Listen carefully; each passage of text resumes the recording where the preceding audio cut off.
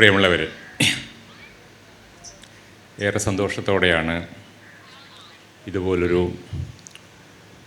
എഡ്യൂമാൾ, മനുഷ്യനും വിദ്യാഭ്യാസവും തമ്മിലുള്ള ബന്ധത്തെ ആധുനികമായി അടയാളപ്പെടുത്തുന്ന ഒരു സംവിധാനത്തിൻ്റെ ഒരു ചടങ്ങിൽ എൻ്റെ പുസ്തക ജീവിതം എന്ന ഒരു വിഷയത്തിൽ നിങ്ങളോട് സംസാരിക്കുന്നു.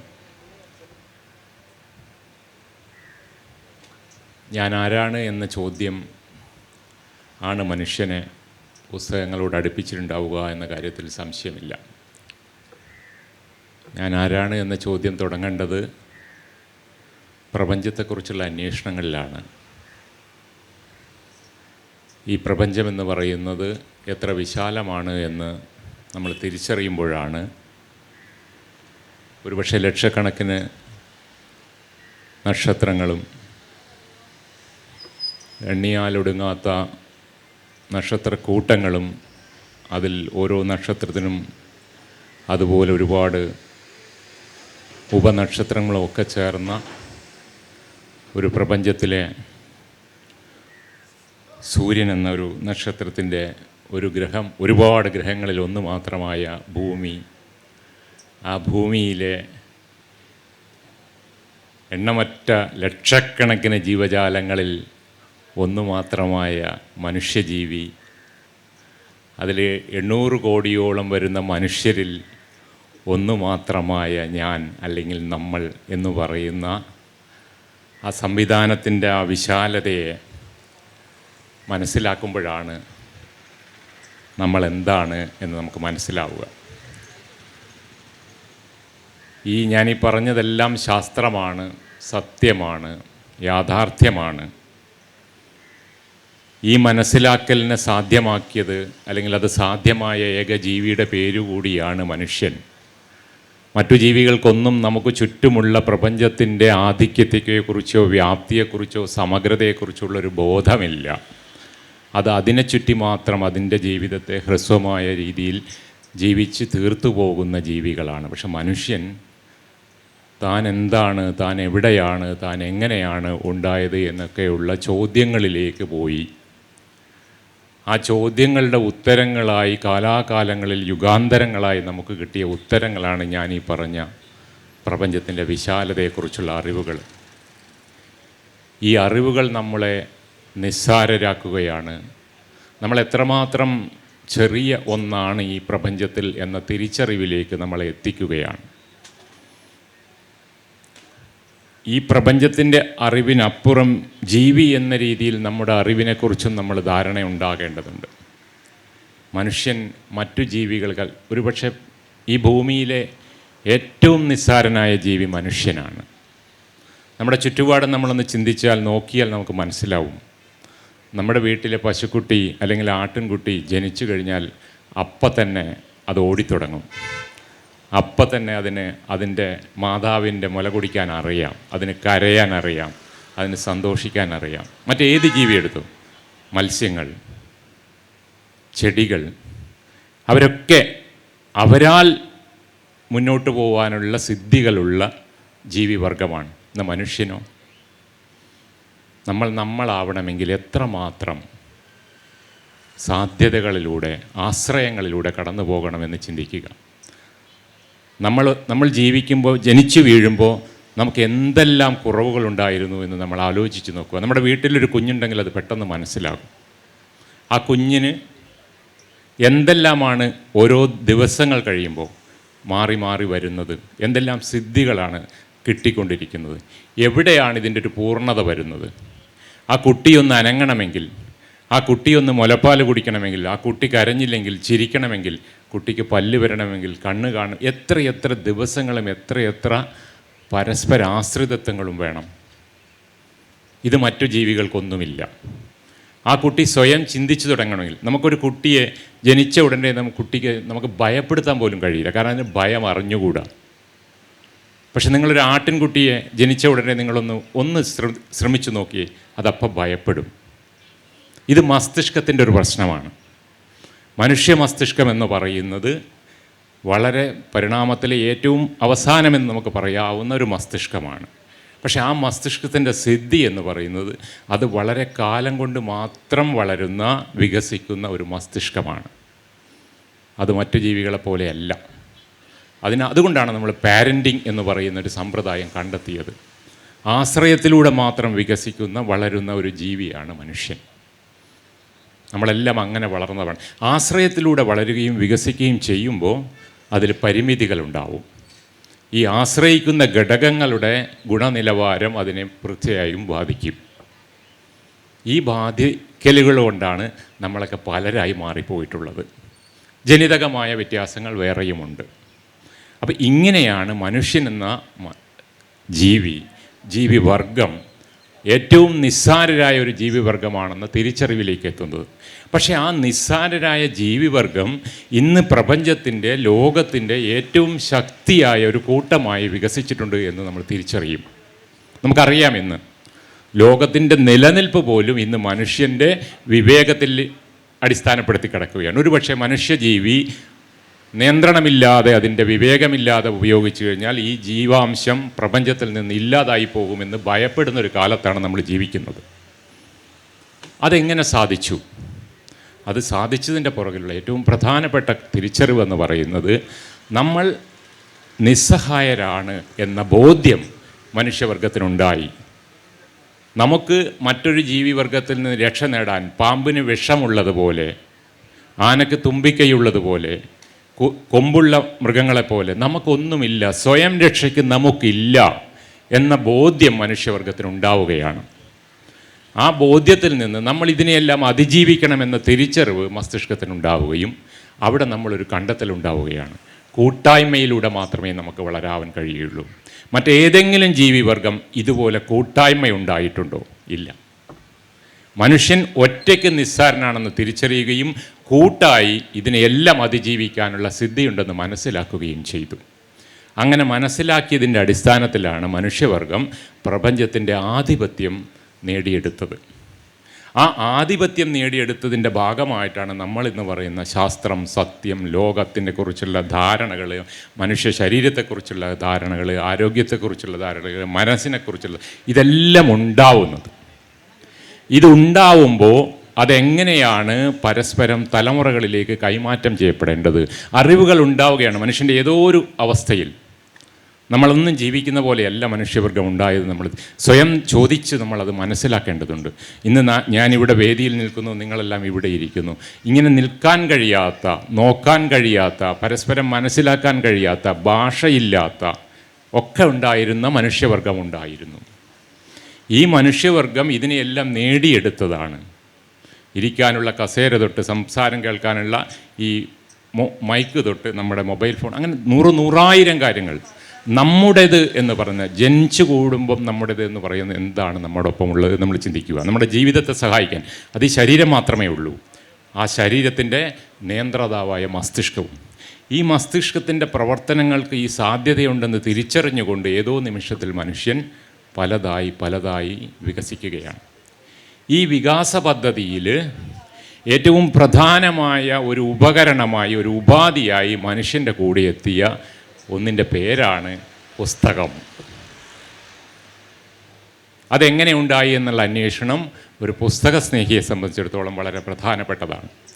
എവിടെ വച്ചാണ് ഇങ്ങനെ ഒരു ഉപാധി ആവശ്യമാണ് എന്ന തോന്നൽ മനുഷ്യനുണ്ടായത് എന്നത്, ആ തോന്നൽ എങ്ങനെ ഉണ്ടായി എന്നുള്ള അന്വേഷണം മനസ്സിൽ കിടക്കുമ്പോൾ ഞാനൊരു പുസ്തകം വായിക്കുന്നുണ്ടായിരുന്നു. ആ പുസ്തകത്തിൻ്റെ പേര് ആരോഗ്യ നികേതനം എന്നാണ്. ബംഗാളിലെ വളരെ പ്രസിദ്ധമായ ഒരു നോവലാണ്. താരശങ്കർ ബന്ദോപാധ്യായ എന്ന് പറയുന്ന ഇന്ത്യയിലെ ഏറ്റവും മഹാനായ ഒരു എഴുത്തുകാരൻ എഴുതിയ ആരോഗ്യ നികേതനം എന്ന് പറയുന്ന പുസ്തകം. നിങ്ങളാരെങ്കിലും വായിച്ചിട്ടില്ലെങ്കിൽ അത് വായിക്കേണ്ട പുസ്തകമാണ്. ഇന്ത്യയിൽ നിന്ന് ഏറ്റവും മികച്ചതെന്ന് പറയാവുന്ന ഒരു നോവൽ ഏതാണെന്ന് ചോദിച്ചു കഴിഞ്ഞാൽ അത് ആരോഗ്യ നികേതനമാണ്. ഒരു പക്ഷേ നോബൽ സമ്മാനമൊക്കെ കിട്ടേണ്ടിയിരുന്ന ഒരു കൃതി. ആ കൃതി വായിച്ചു കൊണ്ടിരിക്കും. അതൊരു മശായി കുടുംബത്തിൻ്റെ കഥയാണ്.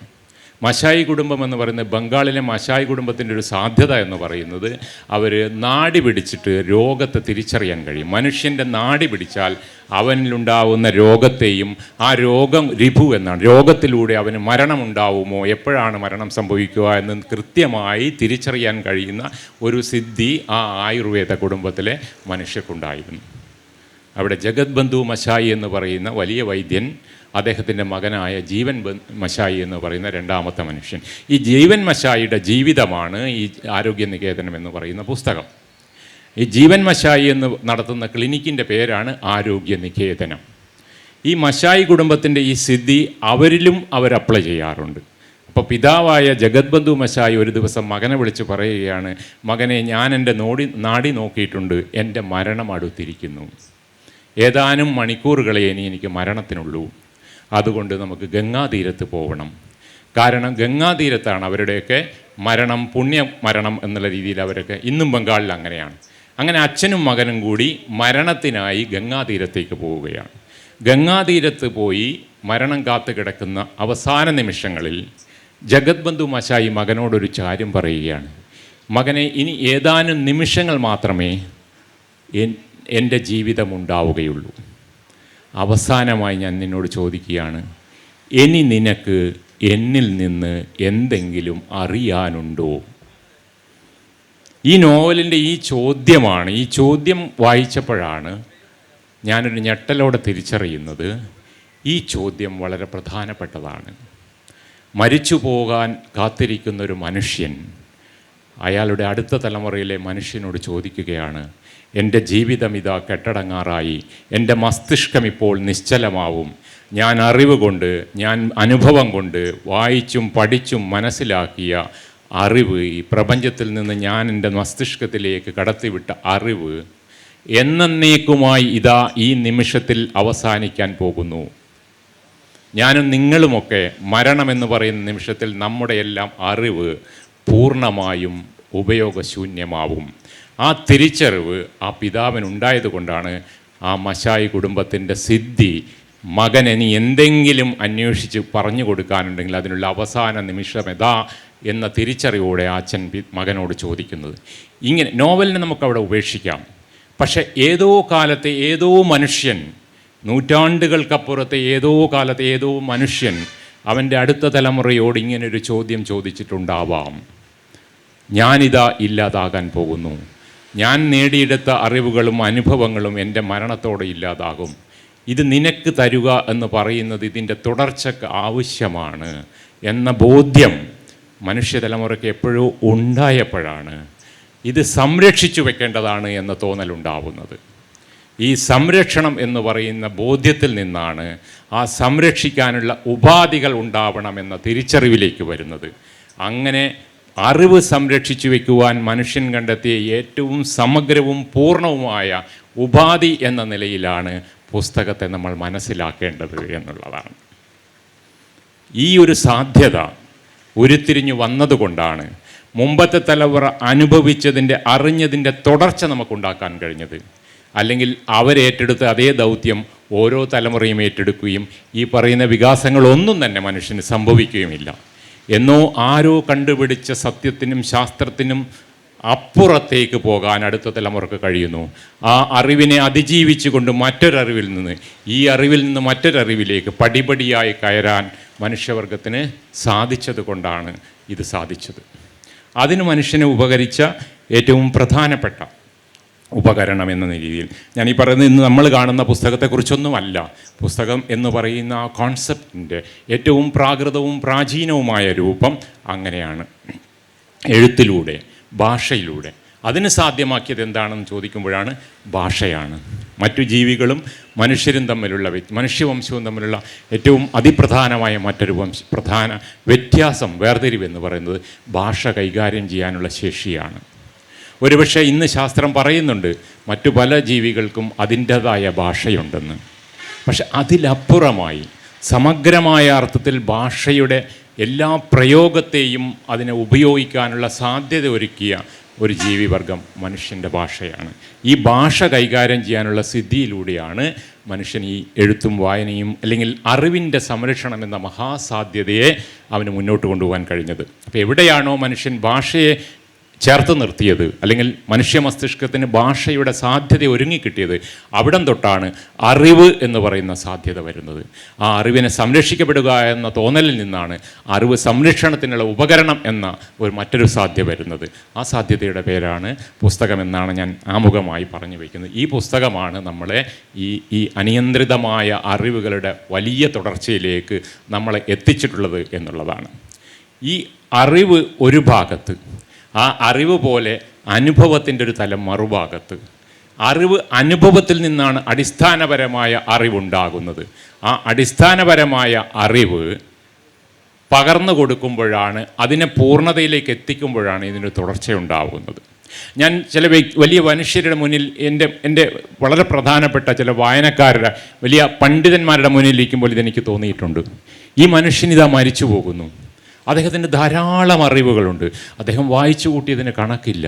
പക്ഷെ മരണത്തോടടുക്കുന്ന നിമിഷത്തിൽ അദ്ദേഹം അതൊന്നും എഴുതി വെച്ചില്ലായിരുന്നെങ്കിൽ, അദ്ദേഹം മറ്റൊരാളോടത് പറഞ്ഞു കൊടുത്തില്ലായിരുന്നെങ്കിൽ, ആ പറഞ്ഞു കൊടുത്ത ഒരാൾ അതിനെ സ്വീകരിച്ചില്ലായിരുന്നെങ്കിൽ അത് സംരക്ഷിക്കപ്പെടുമായിരുന്നു? ഇല്ല. അപ്പോൾ അതാണ് അറിവിൻ്റെ അടിസ്ഥാനം. നമ്മളെല്ലാം ഇന്ന് അറിവുണ്ടെന്ന് പറയുന്നത് ഏതോ കാലത്തിലെ മനുഷ്യൻ തുടങ്ങി വെച്ച അറിവിൻ്റെ തുടർച്ചകൾ മാത്രമാണ്. ഈ അറിവ് നമ്മുടേത് മാത്രമല്ല. ഓരോ അറിവും, ഐൻസ്റ്റൈൻ്റെ അറിവ്, ഐൻസ്റ്റൈന് മുമ്പുണ്ടായത് ഏതെല്ലാമോ മനുഷ്യരുടെ അറിവിലൂടെയാണ് ഉണ്ടായത്. ഈ അറിവിനെ സൂക്ഷിക്കണമെങ്കിൽ, അറിവിനെ ഉൾക്കൊള്ളണമെങ്കിൽ ശ്രദ്ധ വേണം. ആ ശ്രദ്ധ മനുഷ്യൻ്റെ മസ്തിഷ്കത്തിന് കഴിയും എന്നുള്ളത് കൊണ്ടാണ് ഇത് സാധ്യമാക്കിയത്. ശ്രദ്ധ എങ്ങനെയാണ്? ശ്രദ്ധയെക്കുറിച്ച് വളരെ രസകരമായൊരു കഥ ഐൻസ്റ്റൈൻ്റെ പേര് പറഞ്ഞതുകൊണ്ട് ഞാൻ പറയാം. ഐൻസ്റ്റൈൻ എപ്പോഴും വലിയ പ്രഭാഷണങ്ങൾക്ക് പോകും. എന്നും അദ്ദേഹത്തോടൊപ്പം അദ്ദേഹത്തിൻ്റെ കാറിൽ പോകുന്നൊരു ഡ്രൈവറുണ്ട്. ഒരു സ്ഥലത്തേക്ക് പോകുമ്പോൾ ഐൻസ്റ്റൈൻ പറഞ്ഞു, ഞാൻ വല്ലാതെ ക്ഷീണിതനായിരിക്കുന്നു, എനിക്ക് അവിടെ പ്രഭാഷണത്തിന് പോകാൻ മടിയാണ്, എനിക്ക് കഴിയുമോ എന്ന് അറിയില്ല, പ്രയാസമാണെന്ന്. അപ്പോൾ നിരന്തരം അദ്ദേഹത്തോട് യാത്ര ചെയ്യുന്ന ഡ്രൈവർ പറഞ്ഞു, ഇന്ന് വേണമെങ്കിൽ ഞാനത് ഏറ്റെടുക്കാമെന്ന്. ഐൻസ്റ്റൈൻ ഞെട്ടിപ്പോയി. നോക്കാം, ഞാൻ ചെയ്യാമെന്ന് അദ്ദേഹം ഉറപ്പ് കൊടുക്കുകയാണ്. അങ്ങനെ കഥയാണോ എന്ന് എനിക്കറിയില്ല. അവിടെ എത്തിയപ്പോൾ എത്തുന്നതിന് മുന്നേ കാറിൽ നിന്ന് ഐൻസ്റ്റൈൻ്റെ കോട്ടും ഐൻസ്റ്റൈൻ്റെ വസ്ത്രങ്ങളും ഒക്കെ ഡ്രൈവർ ഇടുകയും ആ വേദിയിൽ ഐൻസ്റ്റൈന് പകരം ഐൻസ്റ്റൈൻ ഡ്രൈവർ പ്രസംഗിക്കുകയും ചെയ്തു എന്നാണ്. ഡ്രൈവർ ഗംഭീരമായിട്ട് പ്രസംഗിച്ചു. പക്ഷേ ചോദ്യോത്തരം വന്നപ്പോൾ ഒരാൾ എന്തോ ചോദിച്ചു, അതിൽ പ്രധാനപ്പെട്ട ഒരു ഘടകത്തെ ചോദിച്ചപ്പോൾ ഈ വിദ്വാൻ എന്ത് പറഞ്ഞു എന്നറിയോ? ഡ്രൈവർ, ഇതൊക്കെ എൻ്റെ ഡ്രൈവർ പോലും പറയൂ ഇതിനുള്ള ഉത്തരം, അതാ അവിടെ ഇരിക്കുന്നു, അദ്ദേഹം പറയട്ടെ എന്ന് പറഞ്ഞിട്ട് ഐൻസ്റ്റൈനെ ചൂണ്ടിക്കാട്ടി അത് ഉത്തരം പറഞ്ഞു എന്നുള്ളതാണ്. ഇത് സാധ്യമാക്കിയത് എന്തുകൊണ്ട് എന്നുള്ളതാണ് ചോദ്യം. ഇത് കഥയോ സത്യമോ എന്നാൽ ഒരുപക്ഷെ സത്യമായിരിക്കാം. കാരണം ഐൻസ്റ്റൈൻ എന്ന് പറയുന്നത് ഇന്ന് നമുക്കറിയാം. കാരണം ഐൻസ്റ്റൈൻ്റെ ചിത്രം നമ്മൾ കണ്ടിട്ടുണ്ട്. അന്ന് ഐൻസ്റ്റൈൻ ജീവിച്ചിരുന്ന കാലത്ത് ഐൻസ്റ്റൈൻ പോയിടത്തെല്ലാം ഐൻസ്റ്റൈൻ ആണെന്ന് രൂപം തിരിച്ചറിയുമോ എന്നറിയില്ല. കാരണം സാധ്യതയില്ലായിരിക്കാം.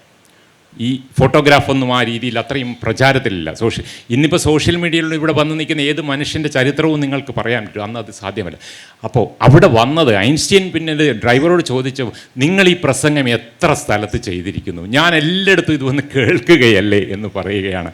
അപ്പോൾ ഈ കേട്ട് ഇത് മുഴുവൻ ഞാൻ ശ്രദ്ധിച്ച് കേൾക്കുന്നത് കൊണ്ട് അത് ഒരു പ്രഭാഷണം നടത്താനുള്ള അറിവ് എൻ്റെ തലയിലേക്ക് വന്നിരുന്നു എന്ന് പറയാം. ഇതൊരു വളരെ വളരെ വളരെ പ്രധാനപ്പെട്ടൊരു പാഠമാണ് പുസ്തക വായനയിൽ. ഞാൻ പറയുമ്പോൾ ഞാൻ വളരെ ക്രമപ്പെടുത്തി പോകുന്നില്ല, കാരണം ബെന്യാമിൻ വന്നു, ബെന്യാമിന് പോകേണ്ടതുണ്ടെന്നും എനിക്കറിയാം. അപ്പോൾ അതുകൊണ്ട് അതൊരു വലിയ പ്രധാനപ്പെട്ട കാര്യം. ഈ ശ്രദ്ധയെക്കുറിച്ച് പറയുമ്പം ഇത് ഭാരതീയമായ കാര്യങ്ങളിൽ ഈ ശ്രദ്ധ വളരെ വളരെ പ്രധാനപ്പെട്ട ഒന്നായി വരുന്നുണ്ട്. എങ്ങനെയാണ് ശ്രദ്ധ വർക്ക് ചെയ്യുന്നത്? നിങ്ങളൊക്കെ കേട്ട കഥയായിരിക്കും. വ്യാസൻ മഹാഭാരതം മനസ്സിൽ തയ്യാറാക്കുകയാണ്. ലക്ഷക്കണക്കിന് ശ്ലോകങ്ങളുള്ള മഹാഭാരതം വ്യാസൻ്റെ മനസ്സിലുണ്ട്. അപ്പോൾ വ്യാസനത് എങ്ങനെയെങ്കിലും അതൊന്ന് എഴുതി ഫലിപ്പിക്കണമെന്ന് വ്യാസൻ ആഗ്രഹിക്കുകയാണ്. ഇതാരെഴുതുമെന്ന അന്വേഷണം വ്യാസൻ അവസാനിപ്പിക്കുന്നത് നമുക്കറിയാം ഗണപതിയിലാണ്. വേറൊരു കഥ. അപ്പോൾ ഗണപതിയോട് വ്യാസൻ ആവശ്യപ്പെടുകയാണ്, എൻ്റെ ഈ മഹാഭാരതം, എൻ്റെ കഥ മുഴുവൻ നീ കേട്ടെഴുതണമെന്ന് പറയുകയാണ്. ഗണപതി ആദ്യം മടിച്ചെങ്കിലും പിന്നീട് പറഞ്ഞു, ഞാനൊരു നിബന്ധന വയ്ക്കാം, എന്നിട്ട് ഞാൻ ആലോചിക്കാം. എന്തായിരുന്നു നിബന്ധന പറഞ്ഞത്? വ്യാസനോട് പറഞ്ഞത്, ഒരു കാരണവശാലും ഇടയ്ക്ക് മുറിയരുത് താങ്കളുടെ പറയൽ എന്നുള്ളതാണ്. സത്യത്തിൽ വ്യാസനൊന്ന് പ്രയാസത്തിലായി. ഇത്രയും ശ്ലോകങ്ങൾ മനസ്സിൽ നിന്ന് എങ്ങനെയാണ് ഇടതടവില്ലാതെ പറയുക എന്നൊരു ചോദ്യം വ്യാസൻ്റെ മുന്നിൽ വന്നു. എപ്പോഴെങ്കിലും മുറിഞ്ഞാൽ ഞാൻ അപ്പം നിർത്തും, പിന്നെ ഞാനിത് ഏറ്റെടുക്കില്ല എന്ന് ഗണപതിയുടെ ശാഠ്യവും. വ്യാസനൊരു ബുദ്ധി ഉപയോഗിച്ചു. വ്യാസൻ പറഞ്ഞ വാചകം എന്താണെന്നറിയോ? ഏറ്റെടുക്കാം, ഞാൻ തയ്യാറാണ്, പക്ഷേ എനിക്കുമുണ്ടൊരു നിബന്ധന. ഞാൻ പറയുന്ന ഓരോ വാക്കും അറിഞ്ഞുകൊണ്ട് മാത്രമേ താങ്കൾ എഴുതാവൂ. ഞാൻ പറയുന്ന ഓരോ ശ്ലോകവും അർത്ഥമറിഞ്ഞ് മാത്രമേ താങ്കൾ എഴുതാവൂ. ഗണപതി സമ്മതിച്ചു. അവിടെ സംഭവിച്ചത് എന്താണ്? വാക്കുകൾ പറയുന്നത് അർത്ഥനിവേദനത്തിനാണ്. ആ അർത്ഥമറിഞ്ഞാൽ മാത്രമേ ആ വാക്കുകൾ കൊണ്ട് പ്രയോജനമുള്ളൂ. വായന എന്ന് പറയുന്നത് പുസ്തകത്തിലൂടെ നമ്മൾക്ക് കിട്ടുന്നത് അറിവാണ്, അനുഭവമാണ്, ആശയങ്ങളാണ്. അത് വായിച്ചു പോയാൽ പോരാ, അറിഞ്ഞറിഞ്ഞ് വായിച്ചു പോകണം. അതിനെന്ത് വേണം? ശ്രദ്ധ വേണം. ഈ വായനയുടെ ഒരു ചുറ്റുവട്ടത്ത് നമ്മളിങ്ങനെ ചിന്തിക്കുമ്പോഴാണ് എത്ര പുസ്തകം വായിച്ചു എന്നുള്ളതല്ല പ്രശ്നം, എങ്ങനെ വായിച്ചു എന്നുള്ളതാണ്. എന്ത് വായിക്കണമെന്ന് പറയുന്നത് വലിയ പ്രതിസന്ധി. എനിക്കെൻ്റെ പുസ്തക വായനയുടെ ഒരു ചരിത്രം വേണമെങ്കിൽ ഇവിടെ പറയാം, പക്ഷെ അതുകൊണ്ട് വലിയ പ്രയോജനം ഉണ്ടാകുമെന്ന് ഞാൻ കാണുന്നില്ല. എങ്ങനെ വായിക്കണമെന്നുള്ളത് ശ്രദ്ധ വായിക്കണം. എത്ര വായിക്കണം? നമ്മളെല്ലാം വലിയ വായനക്കാർ, എനിക്കും വേണമെങ്കിൽ പറയാം, ഞാൻ വലിയ വായനക്കാരെ കണ്ട മനുഷ്യരാണ്. എന്നെക്കാൾ എത്രയോ അസൂയ തോന്നിയ വലിയ വായനക്കാരെ, കേരളത്തിലെ വലിയ വായനക്കാരുമായി അടുപ്പമുള്ള ആളാണ്. Nithyachaitanya Yati, professor M Krishnan Nair, P Govindapilla എന്നൊക്കെ പറയുന്ന വലിയ വായനക്കാരുമായി വലിയ അടുത്ത എം ടി വാസുദേവൻ നായർ എന്നൊക്കെ പറയുന്ന വലിയ വായനക്കാരുമായിട്ട് അടുത്ത ബന്ധമുള്ള ആളാണ്. അപ്പം ഈ വായന എങ്ങനെ, എത്ര വായിക്കണം എന്ന ചോദ്യം എങ്ങനെ വരുന്നു? ഒരു കണക്ക് ഞാൻ പറയാം. ശരാശരി നമ്മളെല്ലാം നിത്യജീവിതത്തിൻ്റെ ഒരുപാട് പ്രാരബ്ധങ്ങൾക്കിടയിൽ 50 പേജ് ഒരു ദിവസം വായിക്കുന്നു എന്ന് വിചാരിക്കുക. എളുപ്പമൊന്നുമല്ല 50 പേജ്, അത്ര എളുപ്പമായിട്ടൊന്നും കരുതണ്ട. 50 പേജൊക്കെ വായിക്കാൻ പറ്റുള്ളൂ. 50 പേജ് വായിക്കുന്നു, 365 ദിവസവും വായിക്കുന്നു എന്ന് തന്നെ കരുതാം. 365 × 50 എത്ര പേജെന്ന് കൂട്ടുക. അങ്ങനെ ഒരു 60 വർഷം നമുക്ക് വായിക്കാൻ കഴിഞ്ഞെന്ന് വയ്ക്കുക. 70 80 വയസ്സ് വരെ ജീവിക്കുന്ന ഒരു മനുഷ്യന് ഒരു 10 കൊല്ലം നമുക്ക് പല കാരണങ്ങൾ കൊണ്ട് ഒഴിവാക്കാം, അല്ലെങ്കിൽ 15 കൊല്ലം. 60 വർഷം 60 വർഷം × 365 × 50 എന്ന് പറഞ്ഞു കഴിഞ്ഞാൽ അതിൻ്റെ കണക്ക് നിങ്ങളിലേക്ക് എത്തുക. ഏകദേശം 300 പേജ് വരുന്ന പുസ്തകങ്ങളാണെങ്കിൽ ഒരു 3000 പുസ്തകങ്ങളെ ഒരു ജീവിതത്തിൽ വായിക്കാൻ പറ്റുള്ളൂ. ഞാനീ പറഞ്ഞ പോലെ ശ്രദ്ധയോടെ വായിക്കുക എന്ന് പറയുന്ന ഒരു ആചാരമാക്കി അല്ലാതെ അടിസ്ഥാനപരമായ മനുഷ്യൻ്റെ മസ്തിഷ്കത്തിന് എന്തോ ചിലത് കൊടുക്കാനുണ്ട് എന്നുള്ള ഉത്തമ ബോധ്യത്തോടെ വായനയെ കൈകാര്യം ചെയ്യാൻ അത്രയേ നിങ്ങൾക്ക് വായിക്കാൻ കഴിയൂ. ഈ ലോകത്ത് ഏകദേശം കണക്കനുസരിച്ച് ഇന്ന് പ്രധാനപ്പെട്ട ഉത്തരവാദിത്തമുള്ള പ്രസാധകരിലൂടെ വരുന്ന പുസ്തകങ്ങളുടെ കണക്ക് 16 കോടിയാണ്. ഈ 16 കോടിയിൽ നിന്നാണ് 3000 പുസ്തകങ്ങളിലേക്ക് നമ്മുടെ ജീവിതം ചുരുക്കപ്പെടേണ്ടത്. ഇതെങ്ങനെ തിരഞ്ഞെടുക്കുമെന്നുള്ളത് വളരെ പ്രധാനപ്പെട്ടൊരു ചോദ്യമാണ്. ഈ ലോകത്തിറങ്ങുന്ന എല്ലാ പുസ്തകങ്ങളും വായിക്കാനുള്ള ഉത്തരവാദിത്വവും നമുക്കില്ല, അതിനുള്ള ഒരു സാധ്യതയും മനുഷ്യനില്ല. ഏറ്റവും വലിയ വായനക്കാർ അടിസ്ഥാനപരമായി 1000 വാക്കുകളൊക്കെ ഒറ്റ ഗ്രാസ്പിൽ വായിക്കുന്ന ചില അപൂർവ മനുഷ്യരുണ്ട്, ഇല്ലെന്നല്ല ഞാൻ പറയുന്നത്. ഓട്ടിസ്റ്റിക്കായ ചില മനുഷ്യർ, അവരെ ഓട്ടിസ്റ്റിക്കാണെന്ന് പിന്നീട് ശാസ്ത്രം കണ്ടെത്തുക. നമ്മൾ മഹാസിദ്ധികളാണെന്നാണ് പറഞ്ഞുകൊണ്ടിരുന്നത്. ഇപ്പോൾ ആധുനിക വൈദ്യശാസ്ത്രം പറയുന്നത് അതൊരു അഡ്വാൻറ്റേജ് അല്ല, അതൊരു മനുഷ്യ ശരീരത്തിൻ്റെ ഒരു പ്രതിസന്ധിയാണ്, ഓട്ടിസ്റ്റിക്കാണ് എന്ന് പറയാൻ. ഡിഫറൻ്റ്ലി ഏബിൾഡ് എന്ന് നമ്മളിപ്പോൾ പറയുന്ന ഒരു സംഗതി. ഇപ്പോൾ ഓഷോ എന്ന് നിങ്ങൾ കേട്ടിട്ടുണ്ടാകും. അദ്ദേഹം ഏറ്റവും വലിയ വായനക്കാരനാണ്. വായിക്കുക മാത്രമല്ല, വായിച്ച ആ പേജ് അതുപോലെ അദ്ദേഹത്തിന് ഓർത്തു വയ്ക്കാൻ കഴിയും എന്നുള്ളതാണ്. അപൂർവം ചിലർക്ക് കഴിയും. ഇപ്പം തന്നെ ഇവിടെയുള്ള ചില വായനക്കാർ കഴിയും. ഞാൻ കണ്ടതിൽ ഏറ്റവും അത്തരത്തിലുള്ളൊരു വലിയ കഴിവുള്ള ഒരാളാണ് കേരളത്തിലെ പ്രതിപക്ഷ നേതാവായ വി.ഡി. സതീശൻ. അസാധാരണമായ വായനയാണ്, വായിച്ചത് ഓർത്തെടുക്കാനുള്ള കഴിവ്. അങ്ങനെ അപൂർവ മനുഷ്യരുണ്ട്. അപ്പം അങ്ങനെ വായിക്കുന്നവരെക്കുറിച്ച് അവർക്ക് പോലും കഴിയില്ല. സാധാരണ മനുഷ്യൻ്റെ വായനാ ജീവിതം എന്ന് പറയുന്നത് ഒരു 3000-4000 പുസ്തകത്തിൽ ഒതുങ്ങിപ്പോകേണ്ടതുണ്ട്. അതിൽ നമ്മുടെ ഭാഷയിലത് വായിക്കേണ്ടതുണ്ട്, നമ്മുടെ ഇഷ്ടക്കാരുടേത് വായിക്കേണ്ടതുണ്ട്. അത് കഴിഞ്ഞ് നമ്മുടെ അറിവ്, നമ്മുടെ വിഷയങ്ങളുമായി ബന്ധപ്പെട്ട വായനകളുണ്ടാവും. പലതരത്തിൽ അങ്ങനെ വായനകളെ നമ്മൾ കൊണ്ടുപോകേണ്ടതായി വരും. വായന എന്താണ് നമുക്ക് തരുന്നത് എന്ന വലിയ ചോദ്യം എല്ലാ കാലത്തും ഉണ്ടായിട്ടുണ്ട്. അടിസ്ഥാനപരമായി വ്യക്തിപരമായ വായനയുടെ ഒരു ചരിത്രം പറയുകയാണെങ്കിൽ വായനയ്ക്കൊന്നും പ്രേരിപ്പിക്കുന്നതോ സ്വാധീനം ചെലുത്താവുന്ന ഒരു ബാല്യകാലത്തിലൂടെ ഒന്ന് കടന്നു വന്ന ആളൊന്നുമല്ല ഞാൻ. എൻ്റെ നാട്ടുംപുറത്ത്, ഇതിനേക്കാൾ വളരെ ചെറിയൊരു നാട്ടുംപുറത്ത്, ഇതിനേക്കാളെന്ന് പറയുന്നത് അപമതിയായി കാണരുത്, ഒരു സാധാരണ നാട്ടുംപുറത്ത് എന്ന് പറയാം. മഞ്ചേരി ഇപ്പോൾ അതുപോലൊരു സ്ഥലമൊന്നും അല്ലല്ലോ. അങ്ങനെയുള്ളൊരു നാട്ടുംപുറത്ത് ജീവിക്കുകയും ജനിക്കുകയും പുസ്തകങ്ങളുമായി വലിയ അടുപ്പമൊന്നും ഇല്ലാതെ കടന്നുപോയൊരു ജീവിതമാണ്.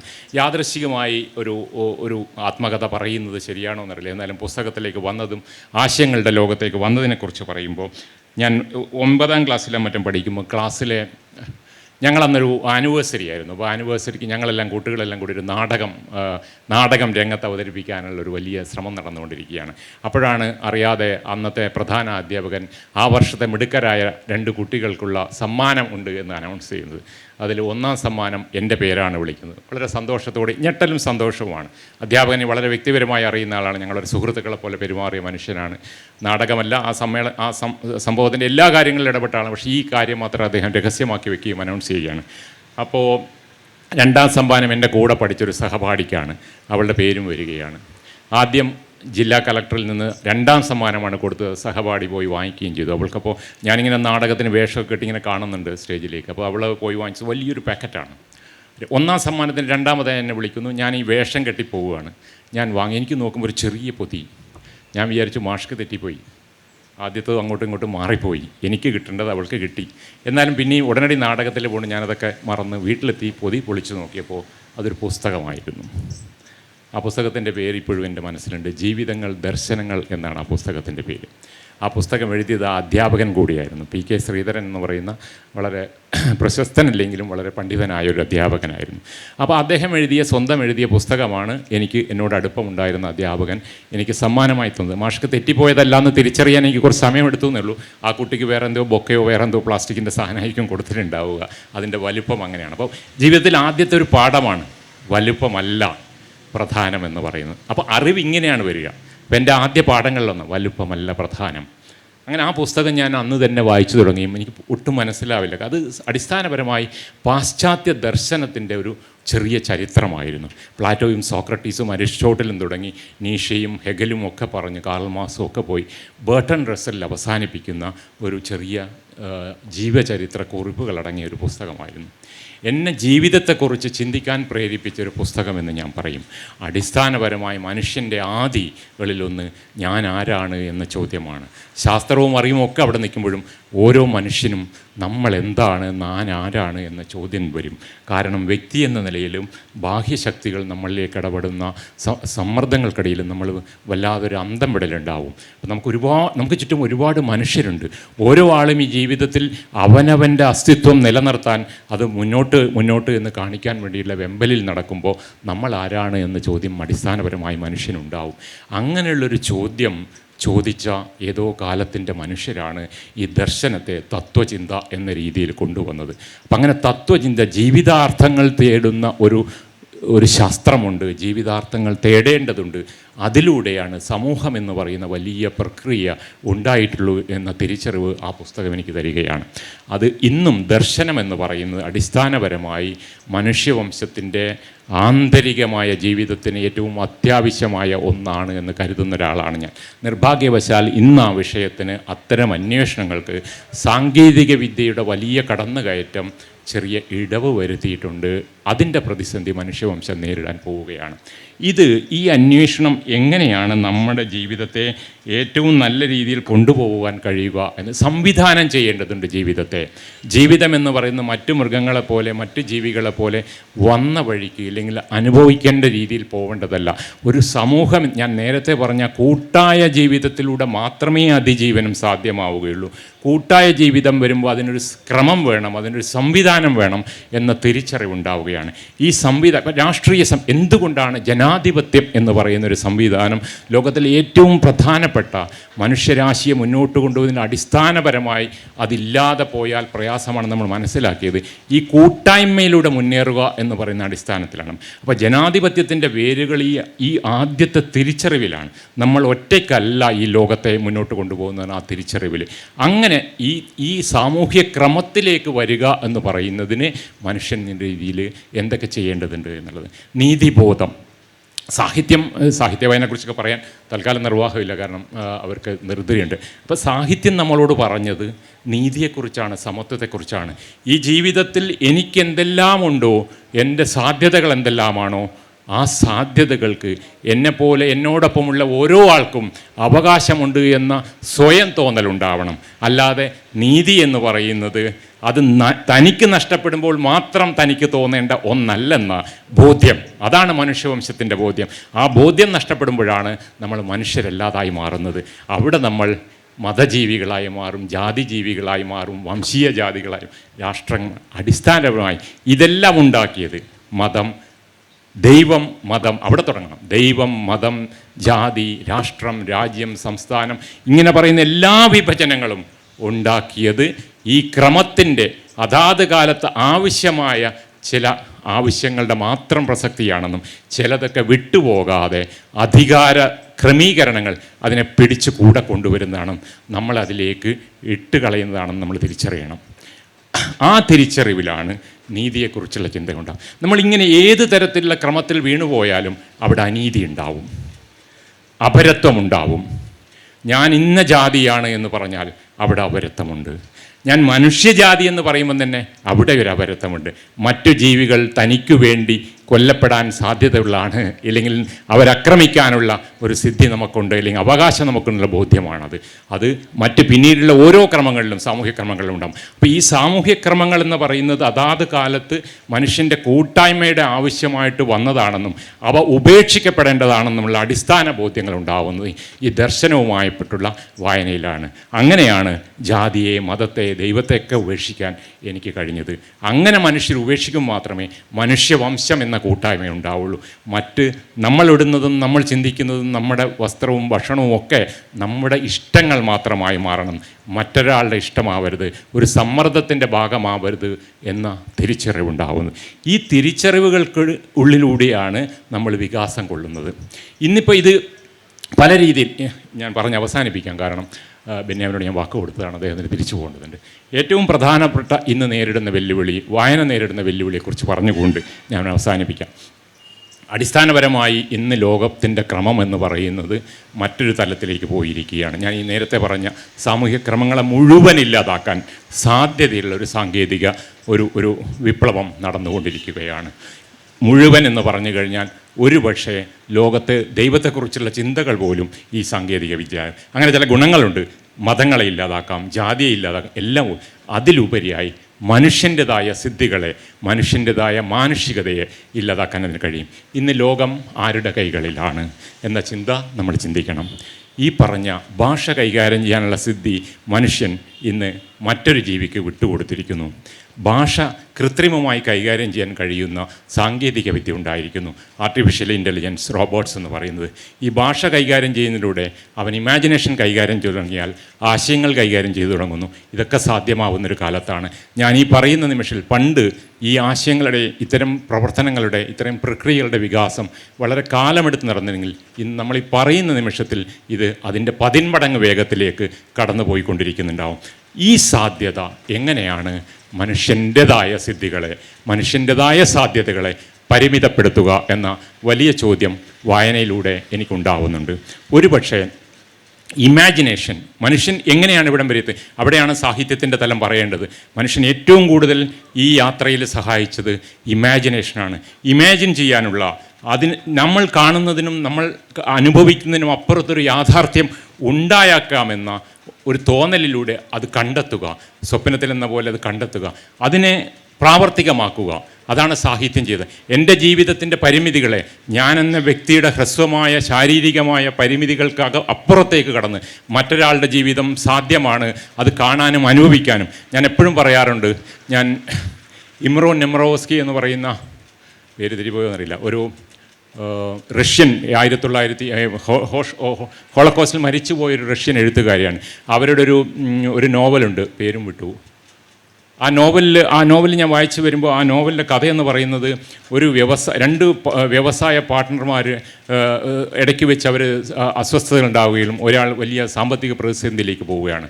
അപ്പോൾ മറ്റേയാളോട്, സുഹൃത്തായ അദ്ദേഹത്തോട് ചോദിക്കുകയാണ്, എനിക്ക് കുറച്ച് പണം തരണം.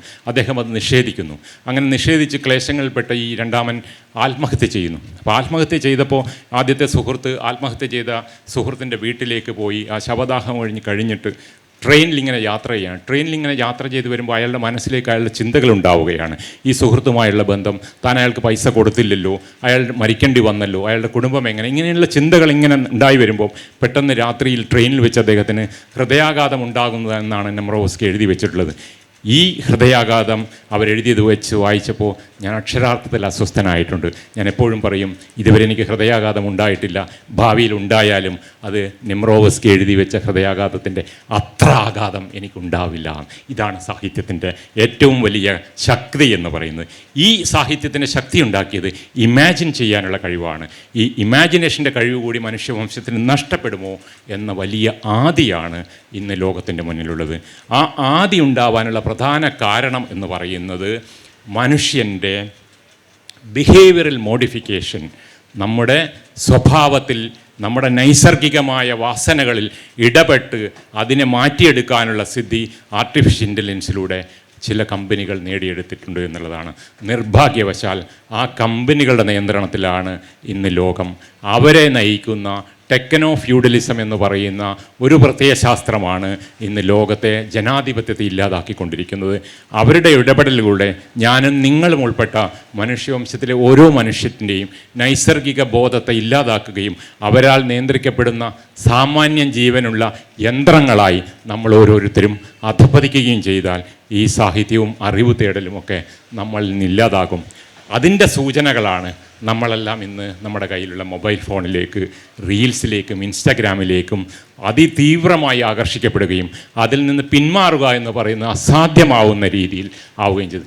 അതാണ് അവർ ചെയ്ത ബിഹേവിയറൽ മോഡിഫിക്കേഷൻ എന്ന് പറയുന്നത്. അപ്പോൾ ബിഹേവിയറൽ മോഡിഫിക്കേഷൻ യന്ത്രങ്ങൾ എൻ്റെ വലത് കൈയേക്കാൾ കൂടുതൽ, എൻ്റെ കണ്ണിനേക്കാൾ ഞാനിന്ന് സ്നേഹിക്കുന്നത് എൻ്റെ കയ്യിലുള്ള മൊബൈലിനെയാണ് എന്ന് നമുക്ക് ഓരോരുത്തർക്കും അറിയാം.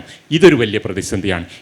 ഇത് മൊബൈൽ എന്നൊക്കെ പറഞ്ഞ് നമ്മൾ ചുരുക്കി കാണിക്കുമ്പം ഇതിനെ നിയന്ത്രിക്കുന്ന വലിയ സംവിധാനങ്ങൾ, ഇന്ന് ലോകത്തിലെ ഏറ്റവും കൂടുതൽ ആസ്തിയുള്ളത് ഈ ടെക്നോ കമ്പനികൾക്കാണ്. അവരെന്താണ് പ്രൊഡ്യൂസ് ചെയ്യുന്നത്? അവരടിസ്ഥാനപരമായി ഒന്നും പ്രൊഡ്യൂസ് ചെയ്യുന്നില്ല. ലോകം എന്തുകൊണ്ടാണ് ഈ ഇടതുപക്ഷം പ്രശ്നങ്ങളിലേക്ക് പോകുന്നത്, കമ്മ്യൂണിസം പ്രശ്നങ്ങളിൽ നിന്ന് വെച്ച് കഴിഞ്ഞാൽ പ്രൊഡക്ഷൻ ഇല്ലാതെ ലാഭമുണ്ടാക്കാമെന്ന് ലോകം അറിഞ്ഞു കഴിഞ്ഞു. ആമസോൺ എന്താണ് പ്രൊഡ്യൂസ് ചെയ്യുന്നത്? ഗൂഗിൾ എന്താണ് പ്രൊഡ്യൂസ് ചെയ്യുന്നത്? ഒന്നും പ്രൊഡ്യൂസ് ചെയ്യുന്നില്ല. ലോകത്തിലെ ഏറ്റവും വലിയ പ്രൊഡക്ഷൻ കമ്പനികൾ, സൈനിക ഉപകരണങ്ങൾ പ്രൊഡ്യൂസ് ചെയ്യുന്ന, ഓയിൽ ഫാക്ടറികൾ പ്രൊഡ്യൂസ് ചെയ്യുന്ന, ഓട്ടോമൊബൈൽ ഇൻഡസ്ട്രി, അവരെല്ലാം ഉണ്ടാക്കുന്ന ലാഭത്തിൻ്റെ ലക്ഷക്കണക്കിന് മടങ്ങ് ഡാറ്റ കമ്പനികൾ ഉണ്ടാക്കുന്ന കാലത്താണ്. അപ്പോൾ ഉൽപ്പാദനമില്ലാതെ ലാഭം സാധ്യമാണ് എന്ന് ലോകം തിരിച്ചറിയും. ആ ലാഭം സാധ്യമാവണമെങ്കിൽ, അതിന് സ്ഥിരത വരണമെങ്കിൽ മനുഷ്യവംശത്തിൻ്റെ ഇഷ്ടങ്ങളെ, നൈസർഗിക വാസനകളെ നിയന്ത്രിക്കേണ്ടതുണ്ട്. അവിടെ മനുഷ്യൻ്റെ നൈസർഗിക സ്വഭാവത്തിൽ ഇടപെടേണ്ടത്. ആ സ്വഭാവത്തിൽ ഇടപെടാൻ അവൻ കണ്ടുപിടിച്ച ഉപകരണത്തിൻ്റെ പേരുകൂടിയാണ് അടിസ്ഥാനപരമായി മൊബൈൽ ഫോൺ. ഇവിടെയൊക്കെ ഇതിനെ അതിജീവിക്കണമെങ്കിൽ നമുക്ക് വായനയിലൂടെ തിരിച്ചു പോകാനുണ്ട്. വായന എങ്ങനെയെന്നുള്ളത് പ്രശ്നമൊന്നുമല്ല, അത് ഏത് രീതിയിലും ആവാം. പുസ്തകങ്ങൾ എന്ന് പറയുന്നത് പുസ്തകങ്ങളോട് ഇഷ്ടമാണ്, പക്ഷേ പുസ്തകങ്ങൾ ഉണ്ടാക്കുന്ന പ്രതിസന്ധിയെ കൂടി നമ്മൾ മനസ്സിലാക്കണം. അത് കാലാവസ്ഥാ വ്യതിയാനത്തിൻ്റെ ഏറ്റവും വലിയ പ്രശ്നം പേപ്പറാണ്. ഏറ്റവും കൂടുതൽ പുസ്തകങ്ങൾ ഇറങ്ങുന്ന ഒരു കാലത്താണ് നമ്മൾ ജീവിക്കുന്നത്. അതുകൊണ്ട് അച്ചടിച്ച പുസ്തകങ്ങളെ എന്ന് പറയുന്ന ഒരു സമാന്തര വായന സാധ്യമാക്കേണ്ട ഒരു കാലത്ത് കൂടിയാണ് ജീവിക്കേണ്ടത്. വായന വളരെ പ്രധാനപ്പെട്ട ഒരു ഉത്തരവാദിത്തമായി ഏറ്റെടുക്കേണ്ട ഒരു കാലഘട്ടത്തിലാണ് നമ്മൾ ജീവിക്കുന്നത്. അതുകൊണ്ട് വായന ഒരു കാലത്തും സമൂഹത്തിൻ്റെ മൊത്തം മനുഷ്യരുടേതായിരുന്നില്ല, അത് ന്യൂനപക്ഷത്തിൻ്റെ. പക്ഷെ ആ ന്യൂനപക്ഷം ലോകത്തിൻ്റെ മേൽ അതിശയത്വം കൈവരിച്ചിരുന്നു. ആശയപരമായ അവരുടെ നിയന്ത്രണങ്ങളാലാണ് ലോകത്തിൻ്റെ പല മുന്നോക്കങ്ങൾക്കും മുന്നോട്ട് പോക്കലിനും സാധ്യതയൊരുക്കിയത്. ആ സാധ്യത ചെറുതല്ല. അപ്പോൾ ന്യൂനപക്ഷമായ വായനക്കാർ ലോകത്തിനെ നേരിടുക തന്നെ വേണം. അതിനുള്ള സിദ്ധി നമുക്കുണ്ടാവണം, അതിനെ തിരിച്ചു പിടിക്കണം. വളരെ പ്രധാനപ്പെട്ട ഒന്നാണത്. എനിക്ക് ഏറ്റവും പ്രിയപ്പെട്ട 2-3 പുസ്തകങ്ങളെക്കുറിച്ച് എനിക്ക് പറയണമുണ്ടായിരുന്നു, സമയക്കുറവുകൊണ്ട് പറയുന്നില്ല. 2-ാം നൂറ്റാണ്ടിലെ റോമൻ ചക്രവർത്തി മാർക്കസ് ഒറീലിയാസ് എന്ന് പറയുന്ന അദ്ദേഹം എഴുതിയ മെഡിറ്റേഷൻസ് എന്ന് പറയുന്ന പുസ്തകം ഇപ്പോഴും എന്നോട് സംസാരിക്കുന്നുണ്ട്. 2-ാം നൂറ്റാണ്ടിൽ ഒരു മനുഷ്യൻ്റെ ചിന്ത, അയാളുടെ ആശയങ്ങൾ 21-ാം നൂറ്റാണ്ടിൽ എന്നെ നിയന്ത്രിക്കുന്നുണ്ടെങ്കിൽ അത് വായനയുടെയും പുസ്തകത്തിൻ്റെയും വലിയ ആർജവമാണ്, വലിയ സിദ്ധിയാണ്. അത് നമ്മൾ തിരിച്ചറിയണം. എനിക്ക് ഏറ്റവും ഇഷ്ടപ്പെട്ട മറ്റൊരു ചിന്തകനായ എഴുത്തുകാരൻ ബെർട്രൻഡ് റസ്സലാണ്. അദ്ദേഹം പറഞ്ഞ 3 വാചകങ്ങൾ പറഞ്ഞ് ഞാൻ ഈ സംഭാഷണം അവസാനിപ്പിക്കാം. അദ്ദേഹത്തിൻ്റെ ജീവിതത്തെ നിയന്ത്രിക്കുന്ന എന്താണെന്ന് ചോദിച്ചപ്പോൾ അദ്ദേഹം പറഞ്ഞത്, ലളിതമാണെങ്കിലും അതിശക്തമായ 3 അഭിനിവേശങ്ങളാണ് എൻ്റെ ജീവിതത്തെ ഭരിച്ചിരിക്കുന്നത് എന്നാണ്. ഒന്ന്, സ്നേഹത്തിനായുള്ള ദാഹം, അതാണ് മനുഷ്യത്വം. സ്നേഹത്തിനായുള്ള ദാഹം നമ്മൾ നഷ്ടപ്പെടുത്തരുത്. ഏത് ടെക്നോ കമ്പനികൾ വന്നാലും, ഏത് ആർട്ടിഫിഷ്യൽ ഇൻ്റലിജൻസ് വന്നാലും നമ്മൾ നിലനിർത്തിയിട്ടുണ്ട്. മറ്റൊന്ന്, അറിവിനായുള്ള അന്വേഷണം. അറിവിൻ്റെ അന്വേഷണം മനുഷ്യൻ തന്നെ തുടരേണ്ടതുണ്ട്, അത് റോബോട്ടുകൾക്ക് വിട്ടുകൊടുക്കരുത്. പിന്നെ ഒന്ന്, മനുഷ്യരാശിയുടെ കഷ്ടപ്പാടുകളോടുള്ള അസഹനീയമായ സഹതാപം. ആ സഹതാപമാണ് മനുഷ്യത്വത്തിൻ്റെ ഏറ്റവും വലിയ ഊർജ്ജസ്വലതയും ആർജവും. ആ സഹതാപം നിലനിർത്താൻ നമ്മൾ കുറച്ച് പേരെങ്കിലും ലോകത്ത് വായിച്ചു കൊണ്ടിരിക്കേണ്ടതുണ്ട്. ഈ പ്രഭാഷണം കേട്ട എല്ലാവരോടും നന്ദി പറഞ്ഞുകൊണ്ട് ഞാൻ നിർത്തുന്നു.